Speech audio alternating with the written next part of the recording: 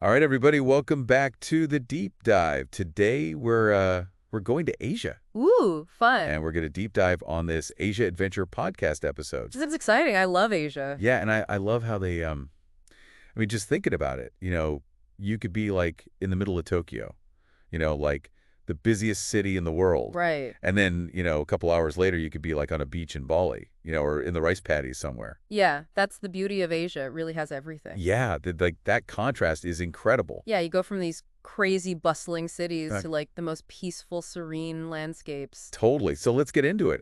Like if you're thinking about going to Asia, I mean, I know it's a huge place. Yeah. Where do you even start? Well, that's what's so great about this Asia Adventure episode. They really break it down into those two categories we were just talking about, the Yeah, cities and the landscapes. right. And so like let's start with the cities. Like I Okay. mean, I think they did a great job of talking about like that sensory overload Yes. that you get like in a place like Tokyo. Tokyo is definitely a sensory overload. You have all the bright lights, Right. the crowds, the sound. It's all happening at once. Yeah, it's like a constant like motion, Yeah, like a beehive of activity. Right, and it's not just like a crowd, you know what I mean? Yeah. It's like an energy. Yeah, it's an electric energy. Yeah, and they talked about Seoul too. Yes. Like that blend of old and new. That's what's so cool about Seoul. I mean, you can be walking through like Gyeongbokgung Palace, that was built in the 14th century. Wow. And then like right around the corner you have like Gangnam, with like the K-pop and all the futuristic buildings. Yeah, and I was thinking about Seoul, and it made me think about Confucianism. Yeah. And like, isn't that like still a big part of Korean culture? It is. It really permeates Korean society even today. So like, how does that work, with like the hypermodern stuff too? Well, it's interesting because Confucianism is all about respect for elders' education and social harmony. Right. And in a way, those values actually support their tech-driven culture. Interesting. Like their work ethic, the importance they place on innovation. Right. It all kind of ties back to those Confucian principles. Wow, that's fascinating. We got Tokyo, Seoul.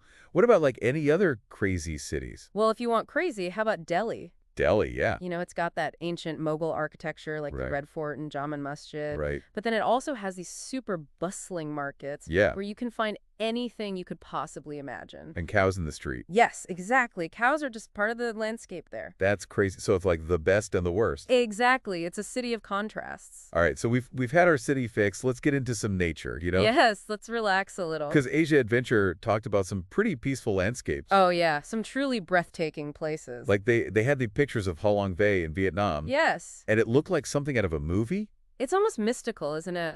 Yeah, like those emerald waters and then these huge limestone islands. Yeah, and they're all covered in this lush vegetation. Yeah, rising up out of the mist. It's a UNESCO World Heritage Site. Wow. And for good reason. It's not just beautiful, it's a geological wonder.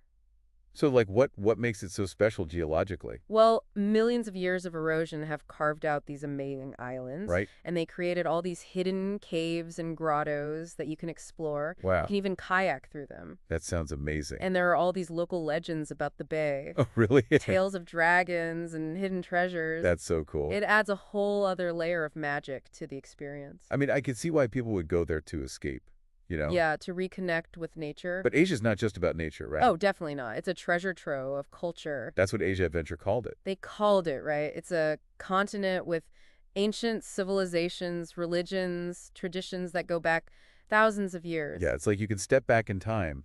And the podcast they were talking about, Angkor Wat in Cambodia, Yes. that point is amazing. It's incredible. It's like a massive stone representation of the Hindu universe. It's mind-boggling to think about the dedication it took to build something like that. Yeah, and that's just one example. Right. I mean, you have the Great Wall of China. Yes, a testament to human ingenuity and perseverance. Yeah, and they were talking about the floating markets in Thailand. Yes. I mean, that's a tradition that's been going on for centuries. It's a unique way of life and a great place to experience the local culture.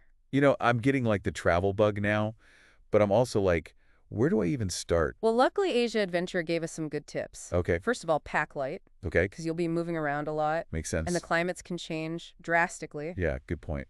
And then there's the food. Oh, the food, yes. You have to be adventurous. Okay, I'm down for adventurous. But did you see that part in the podcast where they were eating like fried crickets? Oh, yeah, I saw that.